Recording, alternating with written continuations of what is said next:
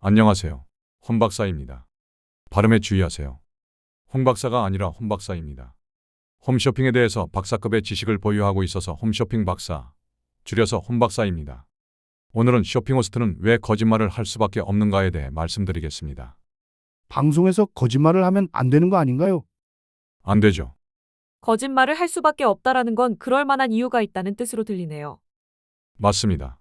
쇼핑호스트는 거짓말을 할 수밖에 없습니다. 지금부터 그 이유를 알려드리겠습니다. 어디 한번 드러나 볼게요. 예를 한번 들어보겠습니다. 과일 가게에 가서 수박을 사면서 판매하는 사람에게 이렇게 물어봅니다. 이 수박은 단가요? 그럼 수박을 판매하는 사람은 10중 8구 이렇게 대답합니다. 네, 달아요. 집에 와서 수박을 잘라서 먹어보니 하나도 달지 않습니다. 그럴 경우 두 분은 어떻게 하실 건가요? 과일 가게 가서 왜 거짓말했냐고 따지고 싶지만 그렇게까지는 안 하고 다시는 그 과일 가게에는 가지 않을 것 같아요.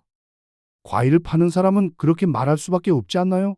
수박이 안 달다고 하면 사람들이 안 살 거 아니에요. 빙고. 아, 그래서 쇼핑호스트가 거짓말을 할 수밖에 없다고 하신 거군요. 방송에 나온다고 해서 그 사람이 뭐 하는 사람인지 잊으면 안 됩니다. 방송에 나올 뿐이지 쇼핑호스트는 엄연히 물건을 파는 사람인 것입니다. 그럼 쇼핑호스트는 어떤 거짓말을 하나요? 예를 들어 설명해 주세요. 해산물을 먹기 싫어하는 쇼핑호스트가 있다고 가정해 보겠습니다. 어느 날 홍어를 파는 방송에 배정되었습니다. 어떻게 해야 할까요? 뭘 어떻게요? 안 한다고 하면 되는 거 아닌가요? 하지만 회사에서 상급자의 지시를 거부하는 것은 쉽지 않죠. 쇼핑호스트는 배정을 많이 받아야 인정을 받는 직업입니다. 방송이 없는 사람은 도태될 수밖에 없습니다.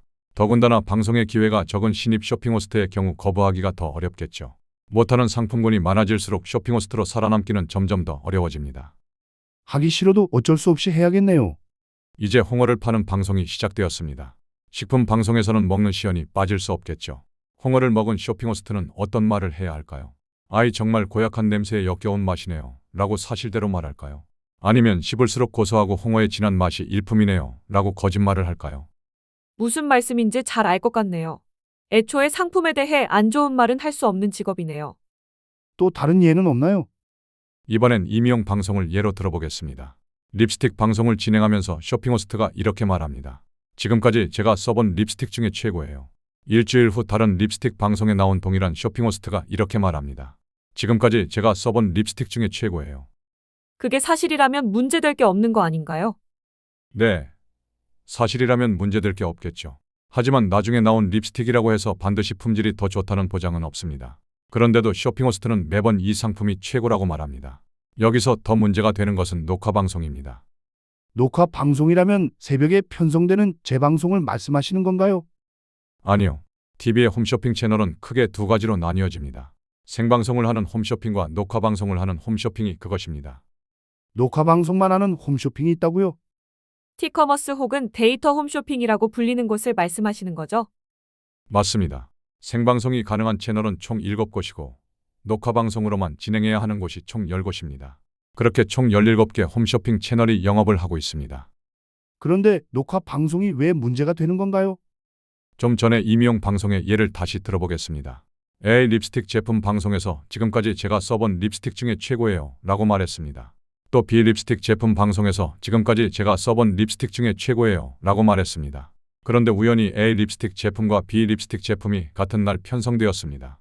이 경우에 어떤 게 거짓일까요? 먼저 녹화한 방송이 거짓이 되는 거 아닌가요?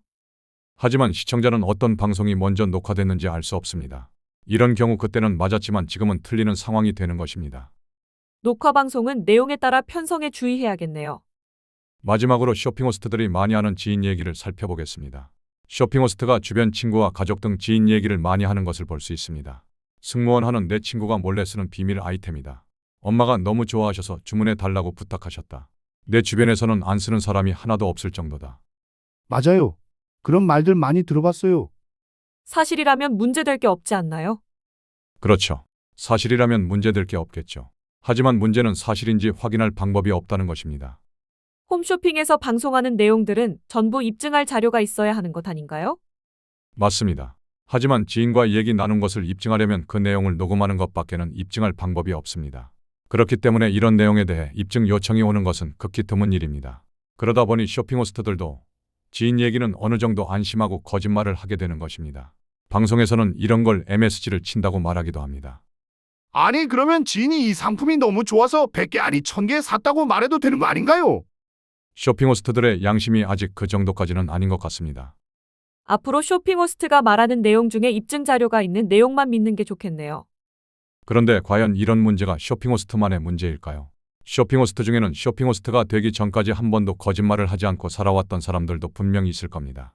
그런데 이 바닥에 들어와 보니 쇼핑 호스트라는 직업이 거짓말을 하지 않고서는 살아남을 수 없다는 것을 깨닫게 된 것입니다. 이제 방법은 두 가지입니다. 다른 직업을 찾던가 아니면 거짓말을 하던가. 생각해보니 쇼핑 호스트의 문제라기보다는 쇼핑 호스트가 거짓말을 할 수밖에 없는 홈쇼핑의 시스템이 문제인 거네요. 외눈박이 나라에서는 두 눈을 가진 사람이 비정상이듯이 홈쇼핑에서는 정직한 사람이 비정상이 되니까요. 맞습니다. 홈쇼핑에 다니는 직원들 중에 쇼핑 호스트가 눈 하나 깜짝 안 하고 거짓말을 하는 것을 보며 정말 뻔뻔하다며 험담을 하는 사람도 있습니다. 하지만 그 사람도 결코 그 문제에서 자유롭지 않습니다.